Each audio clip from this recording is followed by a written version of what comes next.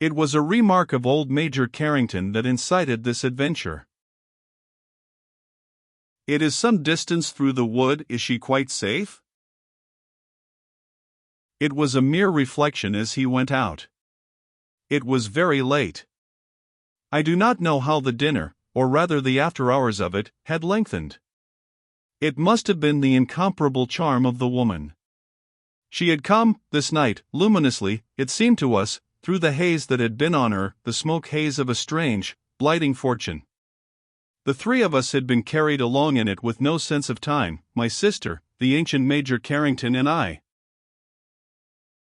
He turned back in the road, his decayed voice whipped by the stimulus of her into a higher note. "Suppose the village coachman should think her as lovely as we do, what?" He laughed and turned heavily up the road 100 yards or so to his cottage set in the pinewood. I stood in the road watching the wheels of the absurd village vehicle, the yellow cut under, disappear. The old major called back to me, his voice seemed detached, eerie with the thin laugh in it. "I thought him a particularly villainous-looking creature." It was an absurd remark. The man was one of the natives of the island, and besides, the innkeeper was a person of sound sense. He would know precisely about his driver.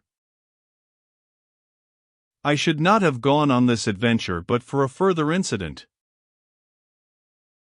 When I entered the house, my sister was going up the stair, the butler was beyond in the drawing-room, and there was no other servant visible. She was on the first step, and the elevation gave precisely the height that my sister ought to have received in the accident of birth. She would have been wonderful with those 4 inches added. Lacking beauty, she had every other grace. She spoke to me as I approached. "Winthrop," she said, "what was in the package that Madame Barris carried away with her tonight?"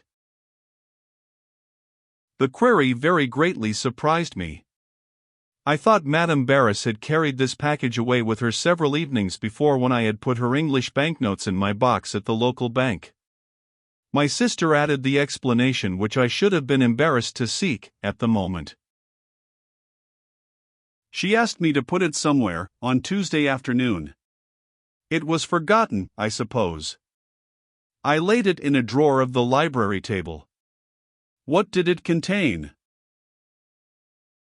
I managed an evasive reply, for the discovery opened possibilities that disturbed me. "Some certificates, I believe," I said.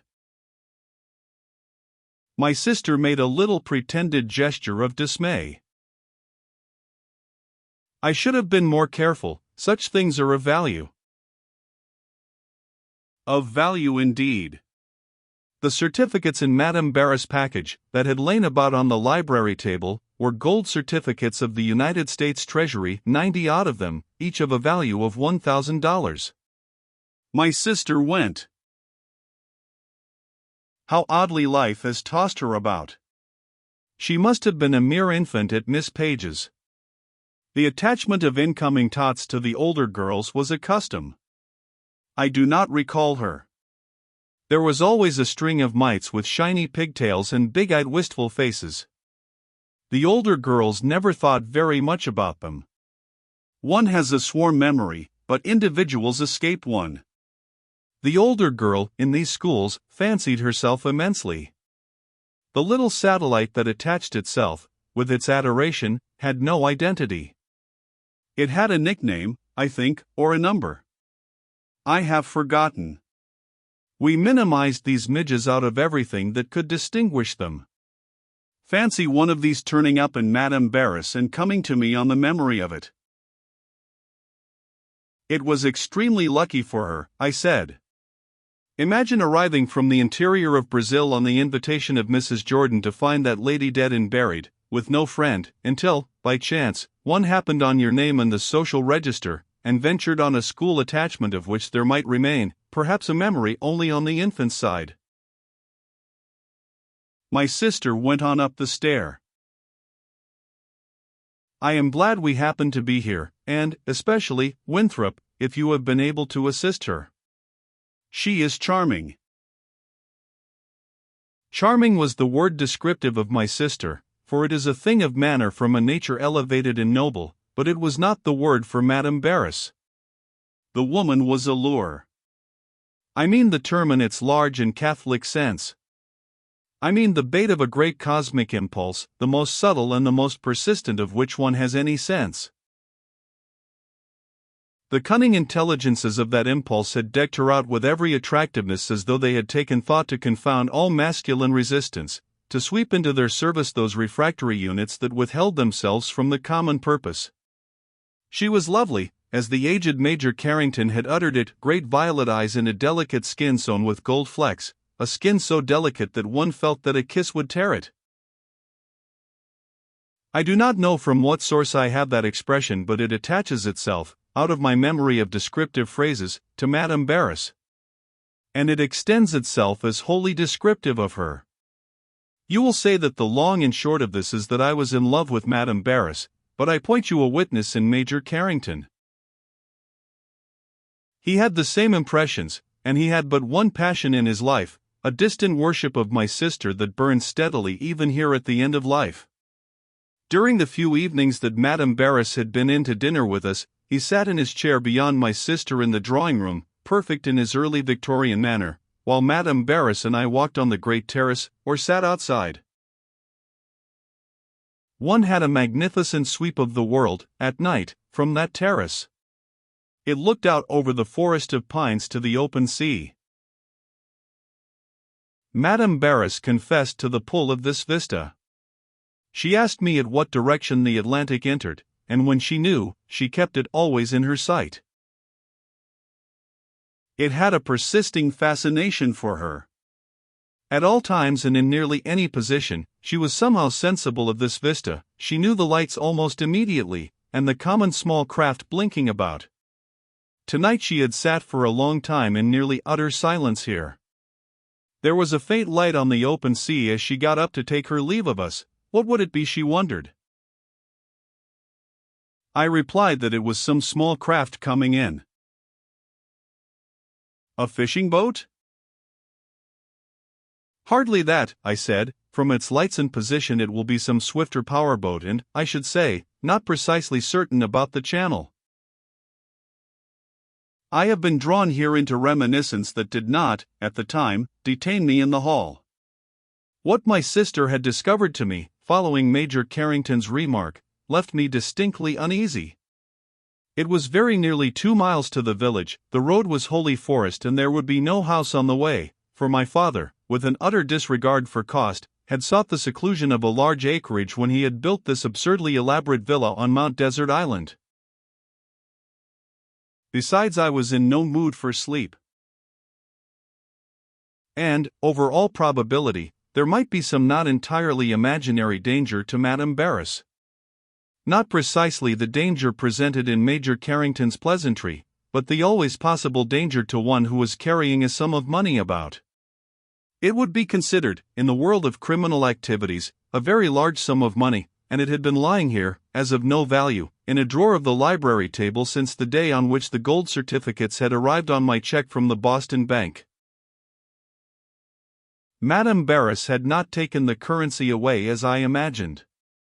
It was extremely careless of her, but was it not an act in character? What would such a woman know of practical concern? I spoke to the butler.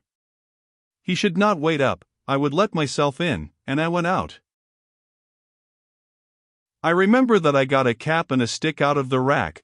There was no element of selection in the cap, but there was a decided subconscious direction about the selection of the stick. It was a heavy blackthorn, with an iron ferrule and a silver weight set in the head, picked up by my father at some Irish fair, a weapon in fact. It was not dark. It was one of those clear hard nights that are not uncommon on this island in midsummer, with a full moon. The road was visible even in the wood. I swung along it with no particular precaution. I was not expecting anything to happen, and in fact, nothing did happen on the way into the village. But in this attitude of confidence I failed to discover an event of this night that might have given the whole adventure a different ending. There is a point near the village where a road enters our private one, skirts the border of the mountain, and, making a great turn, enters the village from the south. At this division of the road I heard distinctly a sound in the wood. It was not a sound to incite inquiry. It was the sound of some considerable animal moving in the leaves, a few steps beyond the road. It did not impress me at the time. Estrays were constantly at large in our forests in summer, and not infrequently a roaming buck from the near preserves. There was also here, in addition to the other roads, an abandoned winter wood road that ran westward across the island to a small farming settlement. Doubtless I took a slighter notice of the sound because estrays from the farmers' fields usually trespassed on us from this road. At any rate, I went on. I fear that I was very much engrossed with the memory of Madame Barris. Not wholly with the feminine lure of her, although as I have written she was the perfection of that lure.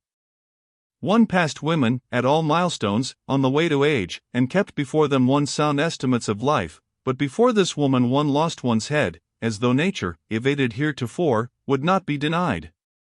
But the weird fortune that had attended her was in my mind. Married to Senor Barris out of the door of a convent, carried to Rio de Janeiro to an unbearable life, escaping with a remnant of her inheritance in English banknotes, she arrives here to visit the one old, persisting friend, Mrs. Jordan, and finds her dead. And what seemed strange, incredible beyond belief, was that this creature Barris had thought only of her fortune, which he had depleted in 2 years to the something less than £20,000 which I had exchanged for her into our money, a mere fragment of her great inheritance. I had listened to the story entranced with the alluring teller of it, wondering as I now wondered, on the road to the village, how anything pretending to be man could think of money when she was before his eye. What could he buy with money that equaled her?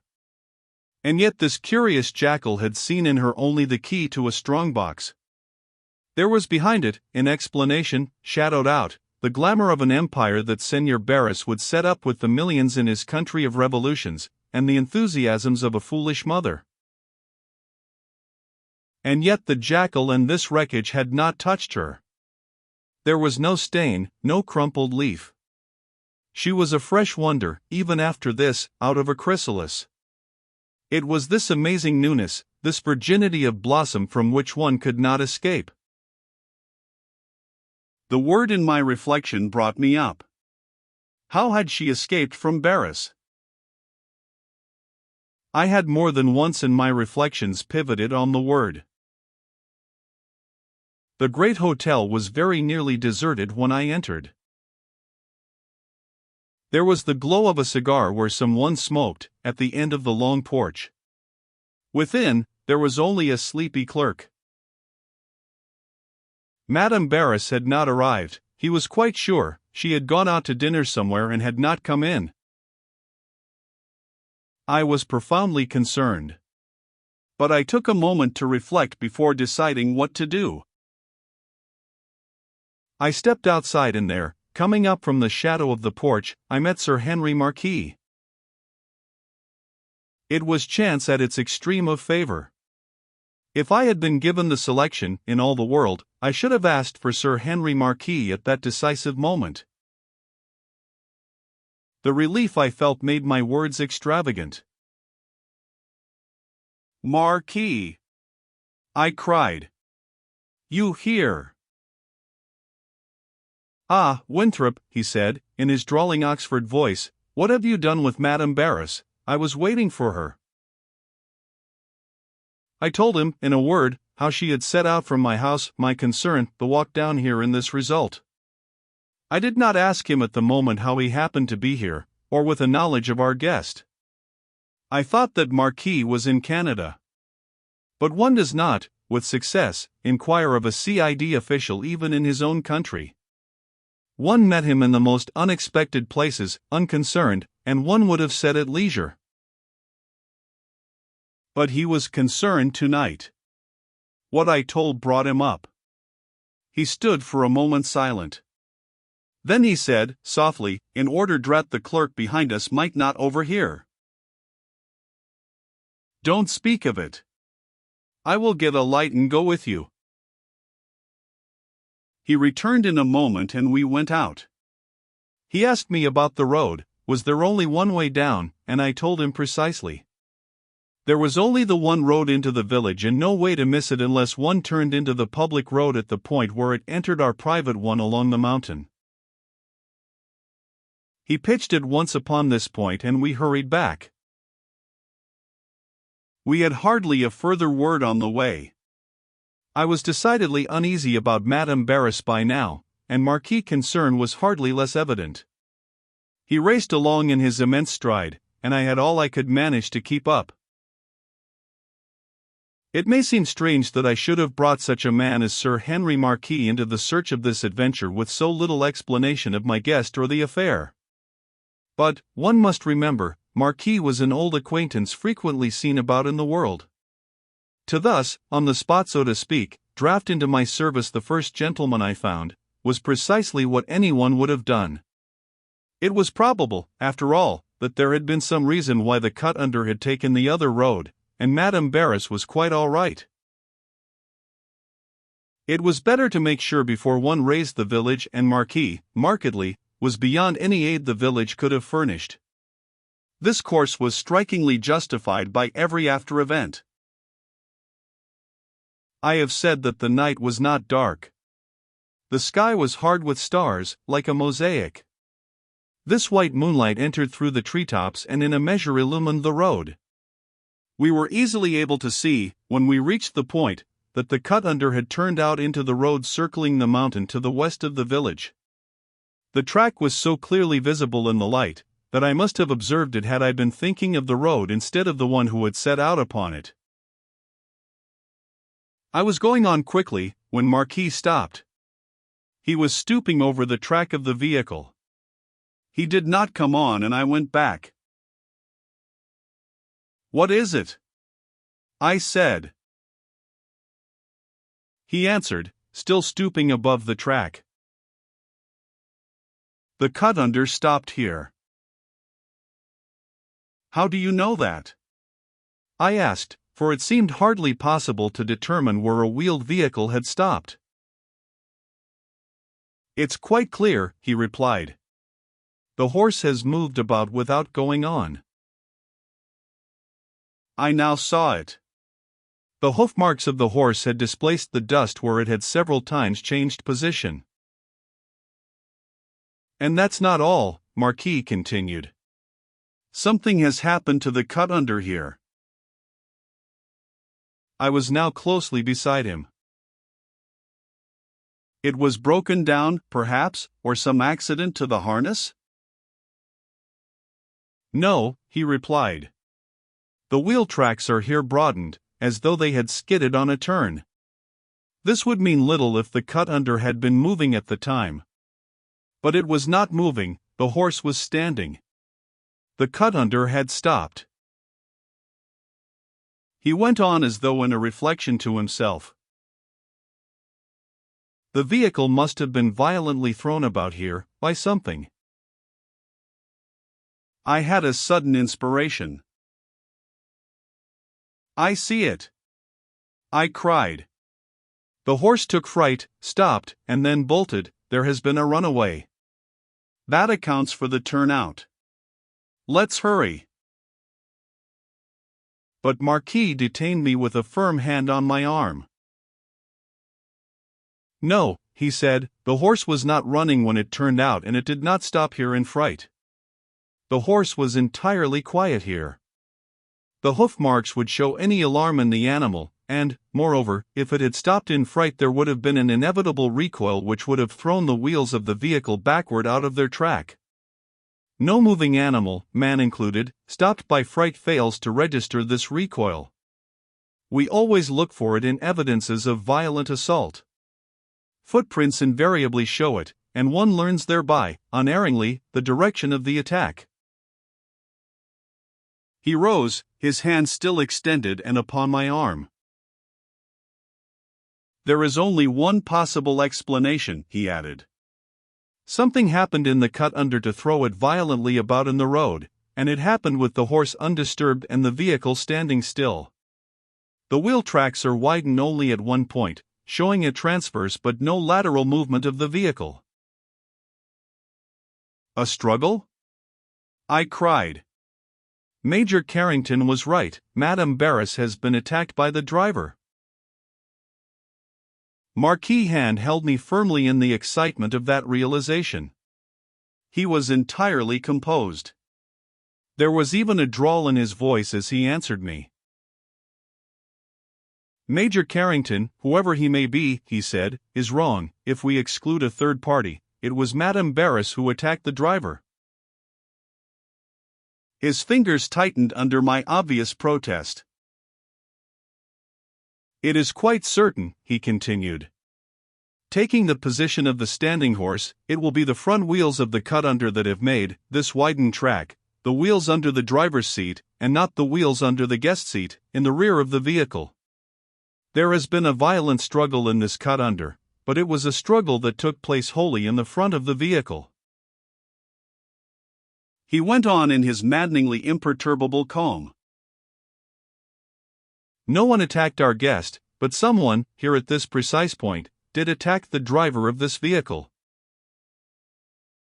For God's sake, I cried, let's hurry. He stepped back slowly to the edge of the road and the drawl in his voice lengthened. We do hurry, he said.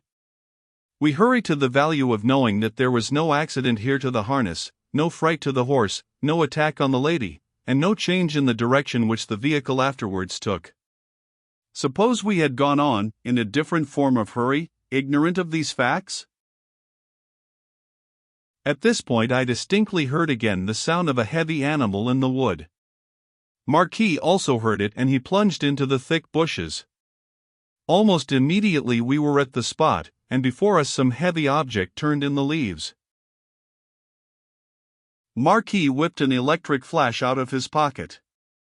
The body of a man, tied at the hands and heels behind with a hitching strap, and with a linen carriage lapcloth wound around his head and knotted, lay there endeavoring to ease the rigor of his position by some movement. We should now know, in a moment, what desperate thing had happened.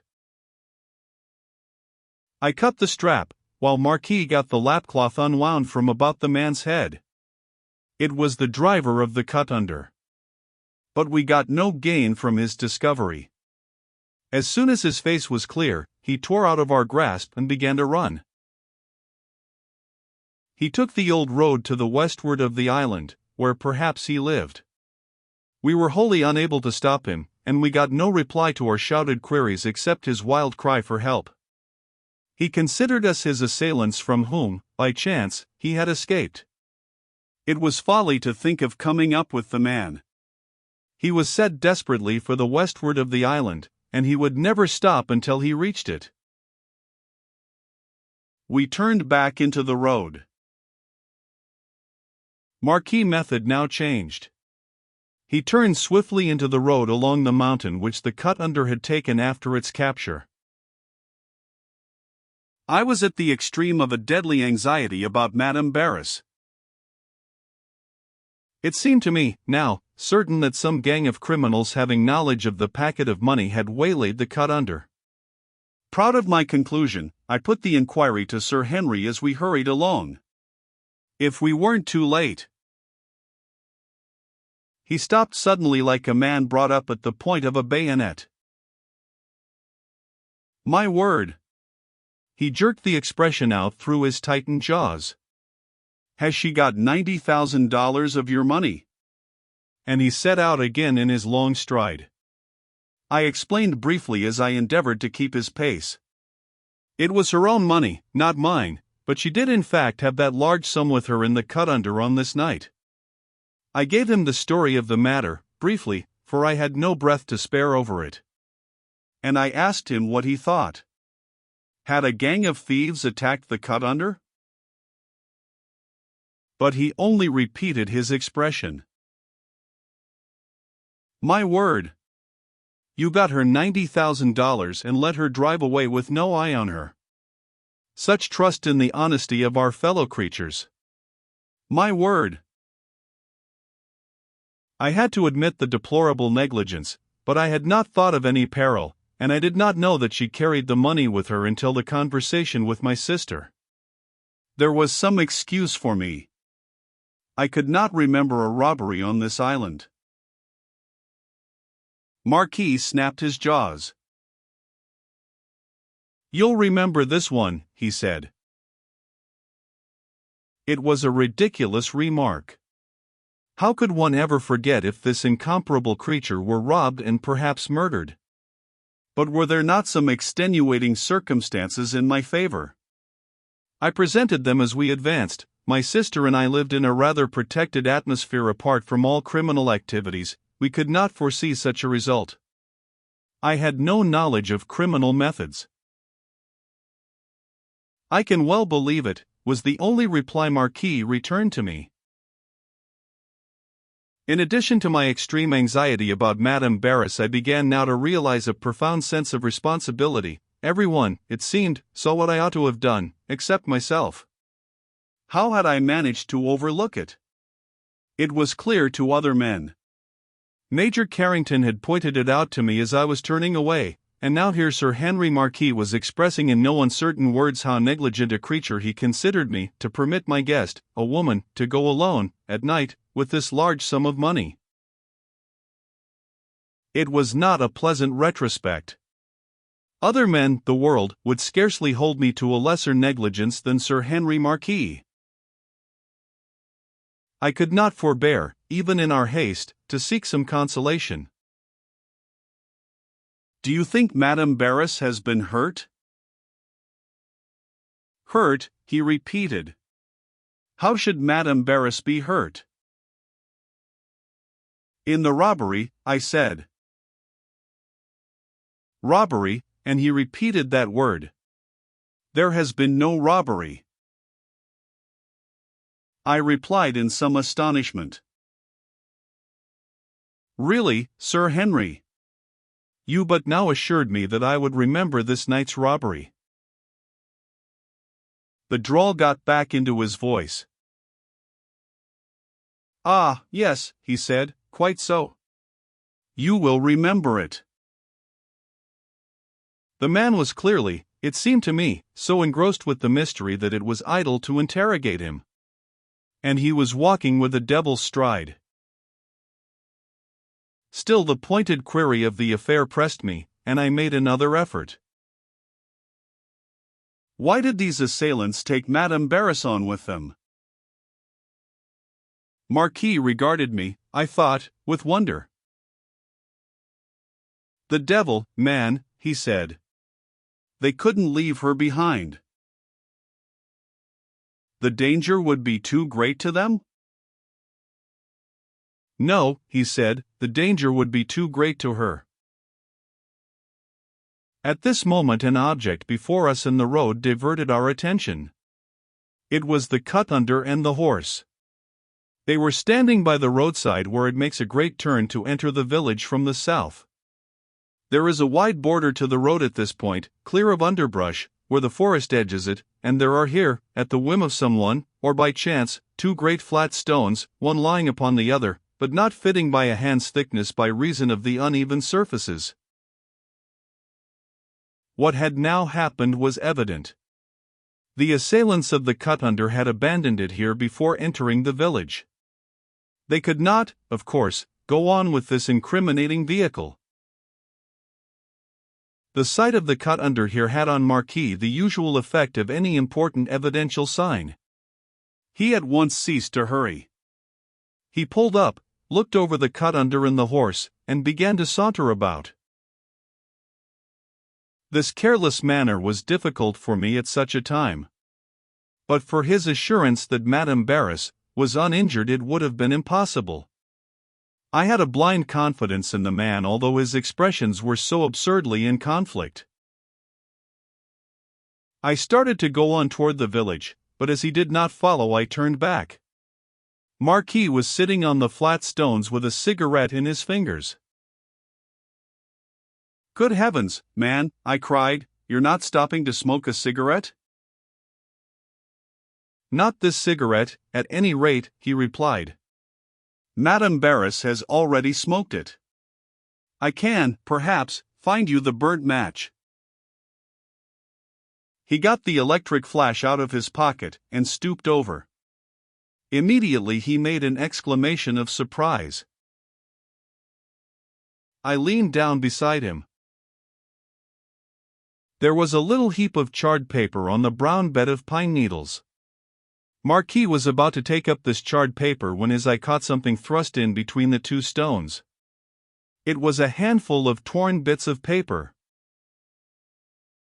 Marquis got them out and laid them on the top of the flat stones under his light.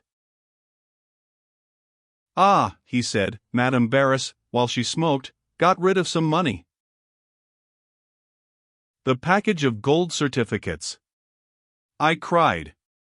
"She has burned them?" "No," he replied, "Madame Barris has favored your treasury in her destructive process. These are £5 notes, of the Bank of England." I was astonished and I expressed it. "But why should Madame Barris destroy notes of the Bank of England?" "I imagine," he answered, "that they were some which she had, by chance, failed to give you for exchange." "But why should she destroy them?" I went on. "I conclude," he drawled, "that she was not wholly certain that she would escape." "Escape!" I cried. "You have been assuring me all along that Madame Barris is making no effort to escape." "Oh, no," he replied, "she is making every effort." I was annoyed and puzzled. "What is it," I said, "precisely, that Madame Barris did here? Can you tell me in plain words?" "Surely," he replied, "she sat here while something was decided, and while she sat here she smoked the cigarette, and while she smoked the cigarette, she destroyed the money. But," he added, "before she had quite finished, a decision was made and she hastily thrust the remaining bits of the torn notes into the crevice between these stones." "What decision?" I said. Marquis gathered up the bits of torn paper and put them into his pocket with the switched-off flash. "I wish I knew that," he said. "Knew what?" "Which path they have taken," he replied. "There seem to be two branching from this point, but they pass over a bed of pine needles and that retains no impression." "Where do these paths lead?" I did not know that any paths came into the road at this point. But the island is veined over with old paths. The lead of paths here, however, was fairly evident. "They must come out somewhere on the sea," I said. "Right," he cried. "Take either, and let's be off." Madame's cigarette was not quite cold when I picked it up. I was right about the direction of the paths, but, as it happened, the one Marquis took was nearly double the distance of the other to the sea, and I have wondered always, if it was chance that selected the one taken by the assailants of the cut under as it was chance that selected the one taken by us. Marquis was instantly gone, and I hurried along the path, running nearly due east. There was light enough entering from the brilliant moon through the treetops to make out the abandoned trail. And as I hurried, Marquis' contradicting expressions seemed to adjust themselves into a sort of order, and all at once I understood what had happened. The Brazilian adventurer had not taken the loss of his wife and the fortune in English pounds sterling, lying down. He had followed to recover them. I now saw clearly the reason for everything that had happened, the attack on the driver, and my guest's concern to get rid of the English money which she discovered remaining in her possession. This man would have no knowledge of her gold certificates, but he would be searching for his English pounds. And if she came clear of any trace of these £5 notes, she might disclaim all knowledge of them and perhaps send him elsewhere on his search, since it was always the money and not the woman that he sought. This explanation was hardly realized before it was confirmed. I came out abruptly onto a slope of bracken, and before me at a few paces on the path were Madame Barris and two men, one at some distance in advance of her, disappearing at the moment behind a spur of the slope that hid us from the sea, and I got no conception of him, but the creature at her heels was a huge foreign beast of a man in the dress of a common sailor. What happened was over in a moment. I was nearly on the man when I turned out of the wood, and with a shout to Madame Barris I struck at him with the heavy walking stick. But the creature was not to be taken unaware. He darted to one side, wrenched the stick out of my hand, and dashed its heavy-weighted head into my face.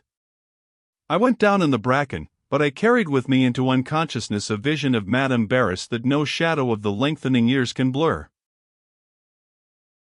She had swung round sharply at the attack behind her, and she stood bare-haired and bare-shouldered, knee-deep in the golden bracken, with the glory of the moon on her, her arms hanging, her lips parted, her great eyes wide with terror, as lovely in her desperate extremity as a dream, as a painted picture. I don't know how long I was down there, but when I finally got up, and, following along the path behind the spur of rock, came out onto the open sea, I found Sir Henry Marquis. He was standing with his hands in the pockets of his loose tweed coat, and he was cursing softly. The ferry and the mainland are patrolled. I didn't think of their having an ocean-going yacht. A gleam of light was disappearing into the open sea. He put his hand into his pocket and took out the scraps of torn paper. "These notes," he said, "like the ones which you hold in your bank vault, were never issued by the Bank of England." I stammered some incoherent sentence, and the great chief of the Criminal Investigation Department of Scotland Yard turned toward me. "Do you know who that woman is?" "Surely," I cried. "She went to school with my sister at Miss Page's. She came to visit Mrs. Jordan." He looked at me steadily. "She got the data about your sister out of the Back Bay biographies, and she used the accident of Mrs. Jordan's death to get in with it. The rest was all fiction." "Madame Barris?" I stuttered. "You mean Madame Barris?" "Madame the Devil," he said. "That's Sunny Suzanne. Used to be in the Hungarian Follies until the Soviet government of Austria picked her up to place the imitation English money that its presses were striking off in Vienna."